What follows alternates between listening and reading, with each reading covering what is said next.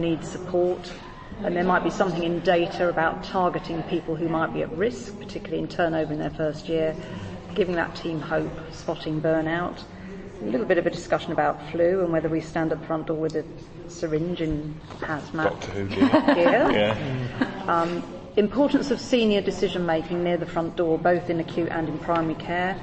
Potential of tech, Babylon app. And I thought this interesting idea of the privet hedge. Do we just actually embrace the public demand rather than trying to manipulate it and nudge it? So build for what people want. Yeah. On that last point, your point about if we're off the planet, we are already off the planet, aren't we? We're 6 weeks off the planet. We're seeing the demand we expected in November now. Yeah. So we are already off the planet. Yeah. We do need to think about it. Yeah. Okay, we've got about 15 minutes just to cover the last two. So, question number 3, bullet point at the bottom. Sounds like a good place to start. Get the dialogue going. You start there. He would block their number. That's not the perfect relation. Well, they're regulating old targets, aren't they? Regulating targets aren't fit for purpose. Yeah. As you said, they're punishing really, rather than saying, okay, this is the position, what we're going to do about it. This is promoting the naughty school. Yeah.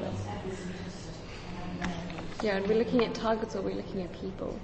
Because generally we work in a system that works with people, both staffing and patients. And we try, like, the amount of manipulation that goes on behind the 4-hour waits and moving patients around the system so that we... Freak the numbers. But are we actually just creating more work for ourselves because the same person gets to see 6 different people and wastes 6 different people's time? I think what the issue for me is that there's been a lot of recognition now. I've been to a number of forums where there's recognition that it's fragmented, if not broken. We're working in silos, not enough data. We've got workforce challenges that we haven't, seen at this scale.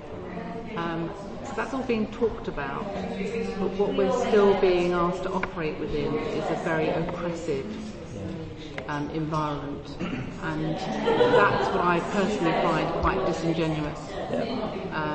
It takes a lot of personal resilience to be able to work with that, because on the one hand they're saying, yes, we know there's all the pressure of the A&E, we know that you've got sort of challenges here, but then you still get 4 times a day, what are your breaches, and it's just a nonsense. It adds no value at all, and it's really oppressive, and what it does is actually pervades if you're not careful, because if you get kicked, it's very easy to kick the next person. Yes, and that's what it does. And that's what we're absorbing as senior leaders currently. And it's not acceptable. I think where the relationship is, it's at senior leadership level. So regulators are not, go back to your point about people, they're not talking to the nurses in A&E, they're not speaking to the doctors on the wards, they're not speaking to porters, they're speaking to senior leaders every day who translate a message. And they've got our personal numbers now. So they've got our personal mobiles as well, and we get called out even if we're not on duty. So there's probably a good use case from a technology perspective in giving them a way of looking at that without calling you. I don't know, because then they want to know what you're doing about it. I think they've lost sight of what their role is. Because they are there as regulators, they're not there as operational experts, which we all are. And I think I just feel it is very disingenuous. Because I think there was a lot of confusion and a lot of finger pointing, but I think in terms of systems and how systems were partnering and working, but I think we all recognise now that it's not a finger pointing game. We are in difficulty and we've all got our own challenges.